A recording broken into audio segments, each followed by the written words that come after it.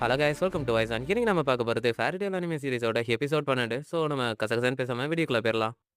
எடுத்தது நம்ம நட்ஸோ கிரேவை பார்த்து, உனக்கு நல்லா தெரியுமா இதுதான் உங்க மாஸ்டர் சீல் பண்ண மான்ஸ்டரான்னு கேட்கான். எனக்கு நல்லாவே தெரியும் இதுதான் அந்த மான்ஸ்டர்னு கிரே சொல்ல. அப்படின்னா எதுக்காக அவங்க நார்த்தன் கான்டினென்ட்ல இருந்து இந்த மான்ஸ்டர் இந்த இடம் வரைக்கும் கொண்டு வர போறாங்க? ஒருவேளை இந்த ஐலாண்டோட கர்ஸுக்கான காரணமும் இதுவா தான் இருக்குமோ அப்படின்னு சொல்லி லூசி பாக்கா. அப்படின்னா இந்த மான்ஸ்டர் எங்கேயே முடிச்சிட வேண்டியதான நட்ஸோ காமெடி பண்ணிக்கிட்டு இருக்கான். ஆனா கிரேக்கு டக்குன்னு காண்டாயிருது. நட்ஸோ போட்டு அடிச்சிருந்தான். அவனோட மூஞ்சே ஒரு மாதிரி பதட்டமாவே இருக்கு. எதனாலடா என்னை அடிச்ச அப்படின்னு நட்ஸோ கேட்க, ஃபயர் விசார்ட்ஸ் எல்லாரும் இந்த ஐஸ் விட்டு தள்ளி இறங்க, இந்த ஐஸ் மட்டும் உருக்குச்சுன்னா. ஆனா நட்ஸோ டக்குன்னு ஏன்டா அவ்வளவு ஈஸியாவா அந்த ஐஸ் மெல்ட் ஆயிரும் அப்படின்னு சொல்லிட்டு கேட்கான். கிரேவும் அப்பதான் ரியலைஸ் பண்றான், இல்ல அப்புறம் என்னை போட்டு அடிச்சு அப்படின்னு நட்சு கத்திக்கிட்டு இருக்கு. கிரே சொல்ல ஆரம்பிக்கா, என்னோட மாஸ்டர் இந்த ஐஸ் ஷெல்ல பயங்கர பவர்ஃபுல்லா மேக் பண்ணிருக்காங்க. ரொம்பவும் சக்தி வாய்ந்த ஃபயர் மேஜால கூட இதை உருக்க முடியாது அப்படின்னு சொல்றான். அப்புறம் எதுக்கு அவங்க இதை இந்த இடத்துக்கு கொண்டு வந்திருக்காங்க? லூசி, ஒருவேளை அவங்க இதை உருக்க முயற்சி பண்ணிருந்தா அப்படின்னு சொல்றா. ஆனா எதுக்காக அப்படின்னு கிரே கத்துறான். அது எப்படிப்பா எனக்கு தெரியும்? நட்சு உடனே எதுக்காக நம்ம இப்படி யோசிச்சுக்கிட்டு இருக்கணும்? இப்ப போன ஆட்களை பிடிச்சி விசாரிச்சா என்ன மட்டும் தெரிஞ்சிட போகுதுன்னு சொல்றான். ஆனா கிரே அப்படி பண்ண வேண்டாம்னு சொல்லி தடுக்கிறான். நம்ம நைட் வரைக்கும் இந்த இடத்துல வெயிட் பண்ணலாம், அந்த மூன் வரட்டும். இதுக்கும் அந்த கோர்ஸுக்கும் ஏதோ சம்பந்தம் இருக்கிற மாதிரி எனக்கு ஃபீல் ஆகுது, அதை நம்ம கன்ஃபார்ம் பண்ணிக்கலாம்னு சொல்றான். நட்சு அதை கேட்டுட்டு, இல்ல இங்கே இருந்தா போர் அடிக்கும், நான் அவங்கள போய் பிடிக்க போறேன் அப்படின்னு சொல்லிட்டு கத்திக்கிட்டே இருந்தவன் தூங்கிருந்தான். அதுக்கப்புறம் எல்லாரும் அப்படியே உட்காந்துக்கிட்டு இருக்காங்க. லூசிக்கு போர் அடிக்கி, எனக்கு நட்ஸோ பார்த்தா போறாமையா இருக்கு, அவன் மட்டும் சீக்கிரமா தூங்கிருந்தான் அப்படின்னு. எப்பவுமே அவன் அப்படிதான் அப்படின்னு ஹாப்பி சொல்றான். அந்த சைடு கிரே சோகமா உட்காந்துக்கிட்டு அவனோட மாஸ்டர் யூரை பத்தி யோசிச்சு பார்க்க. அவன் சின்ன பையனா இருக்க. மாஸ்டர் யூர், கிரே என்னோட ட்ரைனிங் டஃபா இருக்கும், உன்னால தாங்க முடியுமான்னு கேட்டிருப்பாங்க.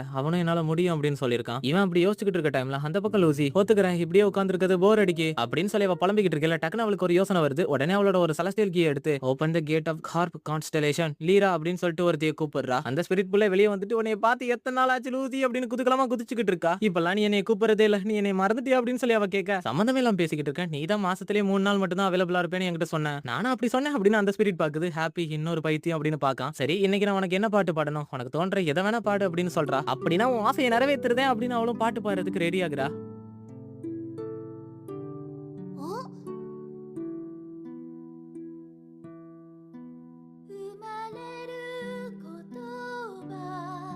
அந்த பாட்டு கிரேவோட பழைய நினைவுகளெல்லாம் நினைவு விட்டுது. அந்த பாட்டு கம்ப்ளீட்டா அவனுக்கும் அவனோட மாஸ்டருக்கும் கனெக்ட் ஆகிற மாதிரி இருக்க. பாட்டோட முடிவுல பையன் உடஞ்சு போய் அழுதுருதான். அந்த சத்தத்தை கேட்டவங்க, கிரே நீ அழுதுகிட்டு இருக்கியான்னு கேட்க, கிரே இல்ல அப்படின்னு சொல்றான். இப்பதான் லூசி ஒரு விஷயத்த சொல்றா. லீரா எப்பவுமே சுத்தி இருக்கவங்களோட எமோஷனை வச்சுதான் பாட்டு பாடுவா, அதனாலதான் அது கிரேக்கு கனெக்ட் ஆயிருக்கு அப்படின்னு. இப்ப ஏதாச்சும் ஹாப்பியான பாட்டு பாடுன்னு லூசி சொல்ல, இல்ல கொஞ்ச நேரம் எல்லாரும் அமைதியா இருங்கன்னு கிரே சொல்றான். சோ அப்படியே சீனை கட் பண்ணி நைட் நேரம் காட்டுறாங்க. அந்த இடமே நிலநடுக்க வந்த மாதிரி ஆட ஆரம்பிக்குது. நம்ம ஹீரோஸ் எல்லாரும் தூக்கத்துல இருந்து கண் முழிச்சிருந்தாங்க. அவங்க நினைச்ச மாதிரியே அந்த டீமனுக்கு மேல ஒரு பர்பிள் கலர் மேஜிக் சர்க்கிள் உருவாகுது. எல்லாருமே அதை பார்த்து ஷாக் ஆயிடுறாங்க. கிரே டக்குன்னு இந்த லைட் டைரக்டா டெலியரோ மேல படுது, எங்க இருந்து இந்த லைட் வருதுன்னு கண்டுபிடிப்போம் அப்படின்னு சொல்றான். எல்லாரும் படிக்கட்டு நோக்கி ஓடி போய் மேல பார்த்தா அந்த டெம்பிள்லயுமே அதே மாதிரி ஒரு மேஜிக் சர்க்கிள் கிரியேட் ஆயிருக்கு. கண்டிப்பா இதுக்கு மேலே இருக்கும்னு டெம்பிளுக்கு மேல போய் செக் பண்றாங்க. அந்த இடத்துல ஒரு கல்ட்டு கும்பல் மணிக்கு தெரியுது. அவங்க ஏதோ ரிச்சுவல் பண்ற மாதிரி நமக்கு காட்டுறாங்க. மேல பார்த்தா இவங்க தான் அவங்களோட மேஜிக்கை யூஸ் பண்ணி அந்த மூன் லைட்டை பர்பிள் கலர்ல மாத்திக்கிட்டு இருக்காங்க. அதை பார்த்து நம்ம நட்ஸும், அப்படின்னா இவங்க உண்மையாவே மூன் லைட்டை கேதர் பண்றாங்க அப்படின்னு சொல்ல. ஆனா எதுக்காக டெலியரோ மேல அதை பயன்படுத்துறாங்கன்னு லூசி முழிக்கா. அப்ப பக்கத்துல இருந்த லைரா ஸ்பிரிட் புள்ள, இதுக்கு பேர் தான் மூன்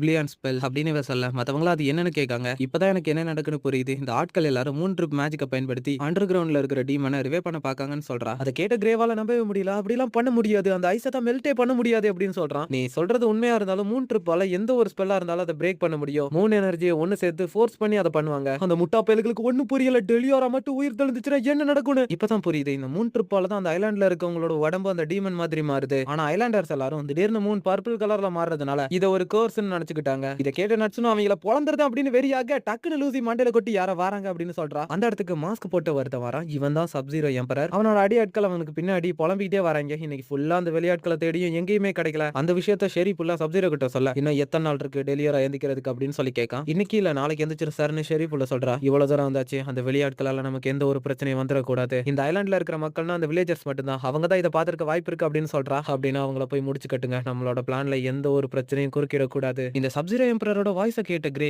இல்ல இதுக்கு வாய்ப்பு இல்ல, இது அவனா அப்படின்னு சொல்லி பார்க்கான். அதுக்கு முன்னாடி நட்ஸு வில்லேஜர்ஸ்க்கு எதுவும் ஆயிடக்கூடாதுன்றதுனால டக்குனு வெளியே போய், நாங்க தாண்டா வெளியாட்கள், எங்களை ஏதாச்சும் பண்ண ட்ரை பண்ணுங்க அப்படின்னு சொல்லி கத்துறான். ரைட், அப்படின்னா இப்ப சண்டை போட்டாகணுமா அப்படின்னு லூசி பாக்கா. நான் வேணா உங்களுக்கு ஒரு பாட்டு பாட்டான்னு லைரா கேட்க, இல்ல நீ திருப்பி போயிரு அப்படின்னு லூசி அனுப்பி வச்சிருந்தா அவளை. அந்த டோபி யூகா ஷேரி நம்ம ஹீரோஸோட கையில இருக்கிற சிம்பிளை பார்த்துட்டு இவங்க ஃபேரி டேல் கிட்ட சேர்ந்தவங்க அப்படின்னு சொல்லி கன்ஃபார்ம் பண்றாங்க. அந்த வில்லேஜ்ல இருக்கவங்க தான் கில்ட் கிட்ட ஹெல்ப் கேட்டிருக்க வாய்ப்பு இருக்கு. உடனே அந்த சப்ஜீரோ எம்பரர் அவங்க ஆட்களை பார்த்து, எதுக்காக இங்கே காத்துக்கிட்டு இருக்கீங்க. முதல்ல அந்த வில்லேஜ்ல இருக்கவங்கள போய் முடிச்சு கட்டுங்க. எனக்கு எதிரில யார் வந்தாலும் சரி, அவங்க கூட கனெக்ட் ஆயிருக்கவங்களும் என்னோட எனிமி தான் அப்படின்னு அவன் சொல்றான். அத கேட்ட நட்சுக்கும் கிரேக்கும் பயங்கரமா காண்டாகுது. என்ன கன்றாவிடா இது, இத நிறுத்து அப்படின்னு சொல்லிட்டு கிரே அவனோட ஐஸ் மேஜிக்க பயன்படுத்துறான். அதுல டாட்ச் பண்ணவன் அவனோட ஐஸ் மேஜிக்க கிரேக்கு அகைன்ஸ்டா பயன்படுத்துறான். ரெண்டு ஐஸும் மோதிக்கிட்டு சுக்கு சுக்கான நொறுங்கி போயிருது. லியான் என்ன பண்ணிக்கிட்டு இருக்கேன்னு தெரிஞ்சுதான் இதெல்லாம் பண்ணிக்கிட்டு இருக்கான்னு கிரே கேட்க லூசியும் நட்ஸும் ஷாக் ஆகுறாங்க. அந்த சப்சிடி எம்பரர் பார்த்தே ரொம்ப நாள் ஆச்சு கிரே, இந்த வில்லேஜோட ஆட்கள் ஒன்னேவா போய் இந்த இடத்துக்கு கூட்டிருக்காங்க. இங்க நடக்கிற விஷயம்லாம் தெரிஞ்சு இந்த இடத்துக்கு வந்திருக்கியா, இல்ல இது எல்லாமே ஒரு கோஇன்சிடென்ஸா அப்படின்னு அவன் கேட்டுட்டு பின்னாடி இருக்க அவன் ஆட்கள் கிட்ட இந்த விஷயத்த நான் பாத்துக்கிறேன், அந்த வில்லேஜ் நோக்கி போங்க அப்படின்னு சொல்றான். நட்ஸோ அப்படி பண்ணாதீங்கன்னு கத்திக்கிட்டே முன்னாடி வர கிரே அப்படி போகாதன்னு தடுக்க பாக்கா. ஆனா அதுக்குள்ள அந்த லியான் அவனோட ஐஸ் மேஜிக்க பயன்படுத்தி நட்ஸோ பாதி ஐஸ் ஆக்கிருந்தான். உடனே கிரே பின்னாடி பார்த்து ஹாப்பி லூசியை கூட்டிட்டு இந்த இடத்த விட்டு கிளம்பு அப்படின்னு சொல்றான். லியான் அவங்க மேலே அந்த ஐஸை பயன்படுத்தலாம் ட்ரை பண்ண கிரே அவனோட மேஜிக்கை யூஸ் பண்ணி அவனை டிஸ்ட்ராக்ட் பண்றான். அந்த கேப்ல ஹாப்பி அவளை கூட்டிட்டு போயிருந்தான். ஹாப்பி என்ன பண்ணிக்கிட்டு இருக்க, நம்ம நட்ஸுக்கு ஹெல்ப் பண்ண வேண்டாம்னு லூசி கேட்க இன்னும் கொஞ்ச நேரம் நம்ம அந்த இடத்துல இருந்தாலும் நம்மளும் ஐஸ் ஆயிருப்போம். எனக்கும் நட்ஸுவை காப்பாத்தணும்னு ஆசை தான், ஆனா நம்ம எல்லாருமே தோத்து போயிட்டோம்னா யார் அந்த வில்லேஜர்ஸை காப்பாத்துவான்னு அழுகுறான். லூசியும் அதை புரிஞ்சுக்கிற கவலைப்படாத ஹாப்பி, நட்ஸுத சாலமேண்டர்லாம் இந்த சாதாரண ஐஸால எதுவுமே பண்ண முடியாது. அந்த சைடு பார்த்தா பரவாயில்ல கிரே, என்னை டிஸ்ட்ராக்ட் பண்ணி அவங்கள அந்த சைடு தப்பிக்க வச்சுட்ட பத்தியா. ஆனாலும் அந்த ரெண்டு பேத்தால என்னோட ஆட்கள் 3 பேரை சமாளிக்கலாம் முடியாது. இதை கேட்ட நட்ஸு ஃபேரி டெய்ல் விசார்ட அண்டர் எஸ்டிமேட் பண்ணாதடா அப்படின்னு கத்திக்கிட்டு இருக்கா. கிரே நட்ஸுவை பார்த்து திரும்பி அவனை உதச்சு அந்த மலைக்கு மேல இருந்து கீழே உருட்டி விட்டுருந்தான். அட சண்டாலா அப்படின்னு அவனும் கத்திக்கிட்டே போறான். லியா நம்ம கிரேவை பார்த்து நீ அப்பேல எப்படி முட்டாளா இருந்தியோ இப்போ அப்படியே தான் இருக்க,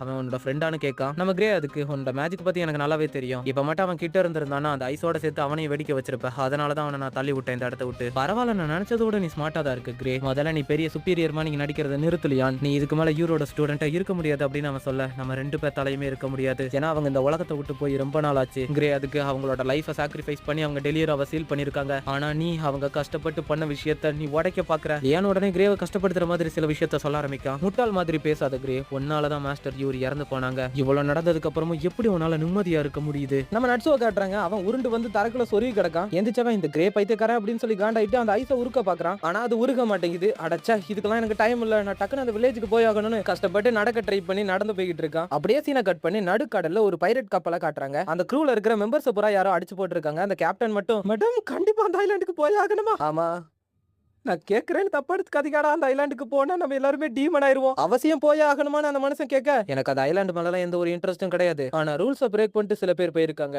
அவங்களுக்கு தண்டனை கொடுக்கணும் அப்படின்னு சொல்லிட்டு அவளோட மூஞ்ச கட்டுறாங்க. அது நம்ம எரிசா புள்ள, இவ பேசுறது அங்க இருந்து எல்லாத்துக்கும் பிடிச்சி போயிருது. ஒன்னும் பிரச்சனை இல்ல, போகலாம்னு குதிக்க ஆரம்பிச்சிருந்தாங்க. அப்படின்னா சரி கொஞ்சம் சீக்கிரமா போங்க, அப்படின்னா சரி நானும் உங்க கும்பல்ல ஜாயின் ஆகிக்கிறேன் அப்படின்னு அந்த கேப்டனும் ஜாயின் பண்ணிக்கிறாரு. சீனை கட் பண்ணி மறுபடியும் நம்ம ஐலாண்ட்ல காட்டுறாங்க. நான் மறுபடியும் சொல்றேன் கிரே, நீ தான் யூரோ கொன்ன, அவங்க பேரை சொல்றதுக்கு கூட உனக்கு தகுதி இல்ல அப்படின்னு சொல்லி கிரேவ் அட்டாக் பண்றான். என்னாச்சு, ரொம்ப கில்ட்டியா ஃபீல் ஆகுதோ, திரும்பி கூட சண்டை போட மாட்டுக்க, அது உண்மையா இருந்தா இந்த இடத்த விட்டு கிளம்பு, நான் டெலியராவை ரிவே பண்ண போறேன், அதை நான் பண்ண விட மாட்டேன்னு கிரே சொல்றா. இப்ப சண்டை ஸ்டார்ட் ஆகுது. இது நம்ம சின்ன பசங்களா இருக்கையில விளாண்ட மாதிரி இருக்கு. ஐஸ் மேக் ஈகிள் அப்படின்னு நம்ம கிரேவ் அட்டாக் பண்ண ஐஸ் மேக் ஷீல்டுன்னு கிரே அதை தடுக்க ட்ரை பண்றான். ஆனா எந்த பயனும் இல்ல, அந்த ஈகிள் ஈஸியா டாச் பண்ணி கிரேவோட முதுகுல வந்து அட்டாக் பண்ணுது. மறந்துட்டியா கிரே, உன்னோடது ஸ்டாட்டிக் ஐஸ் மேஜிக், ஆனா என்னோடது டைனாமிக் ஐஸ் மேஜிக், அதுக்கு உயிர் இருக்கு, அதால மூவ் பண்ண முடியும். டக்குனு கிரே அந்த அட்டாக்ல இருந்து தப்பிச்சு ஐஸ் மேக் ஹேமர்னு அவனை அட்டாக் பண்ண ஐஸ் மேக் ஏப்னு சொல்லி நம்ம கிரேவோட அட்டாக் அவன் தடுத்துறான். இன்னும் நீ ரெண்டு கையை வச்சு தான் மேஜிக் பயன்படுத்துறியா அப்படின்னு சொல்லி அவன் கேட்க அதத்தான் மாஸ்டர் யூர் நமக்கு டீச் பண்ணாங்க, ஒரு கையில கிரியேட் பண்ற ஐஸ் மேக் மேஜிக் எப்பவுமே பேலன்ஸா இருக்காது, நீ சொல்றது உனக்கு வேணா பொருந்தலாம், யூரோட பவர் லெவல நான் எப்போ சப்ரஸ் பண்ணிட்டேன். அதை கேட்ட கிரே கம்முனு கடை நீ ரொம்ப பேசுற அப்படின்னு சொல்லிட்டு ஐஸ் மேக் கேசர் அப்படின்னு சொல்லிட்டு ஒரு பவரை யூஸ் பண்றான். அந்த ஐஸ் அந்த டெலியராவை மெல்ட் பண்ணிட்டு இருந்த கேங் மேலையும் போய் படுது. ஆனா லியான் அந்த ஐஸை ஒரு செகண்ட்ல சுக்கு சுக்கா மாத்திருந்தா. நான் உன்னோட மூத்தவன், உன்னோட ஸ்ட்ராங்கானவன், ஒரு கையிலே நான் மேஜிக்கை பயன்படுத்த கத்துக்கிட்டேன், ஆனா நீ இப்போ வரைக்கும் அதை கத்துக்கல, எதுவுமே மாறல, நம்ம தேர்ந்தெடுத்த பாதைகள் வேணா வித்தியாசமா இருக்கலாம், ஆனா காலத்தால நம்ம இன்னும் ஃப்ரீஸ் ஆயிதான் இருக்கோம். அடுத்த செகண்ட் அவனோட பவர் யூஸ் பண்ணி ஒரு டிராகனை வர வச்சு கிரேவ் அட்டாக் பண்றான். இப்பதான் லியான் அவனோட ட்ரூ பிளான சொல்ல ஆரம்பிக்கான். இவர் தான் என்னோட கோலா இருந்தாங்க,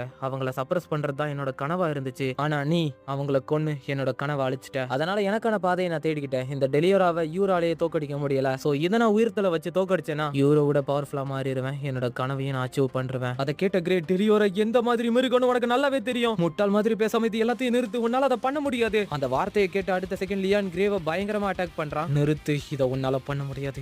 இதே வார்த்தையை தான் நாங்களும் அந்த டைம்ல உங்ககிட்ட சொன்னோம், நீ மட்டும் டெலிவராவை சேலஞ்ச் பண்ணாம இருந்திருந்தா யூர் இப்போ இறந்து போயிருக்க மாட்டாங்க, அவங்க பேரை சொல்றது கூட எனக்கு தகுதி கிடையாது, மொத்தமா அழிஞ்சு போயிரு அப்படின்னு சொல்லிட்டு கிரேவை மாறி மாறி அவன் அட்டாக் பண்ணிக்கிட்டு இருக்கான். அந்த இடத்துல இந்த எபிசோடு முடியுது. அப்படி கிரே சின்ன வயசுல என்ன பண்ணன்ற விஷயத்தை நம்ம கிட்ட இன்னும் சொல்லல, அடுத்தடுத்த எபிசோட்ல சொல்லுவாங்கன்னு நினைக்கிறேன். சோ மறக்காம நம்ம சேனலை சப்ஸ்கிரைப் பண்ணி வச்சுட்டு ஒரு லைக் போட்டுட்டு காத்துக்கிட்டு இருங்க. அடுத்த எபிசோட் உங்களை வந்து நான் சந்திக்கிறேன். அது வரைக்கும் tata bye bye, see you.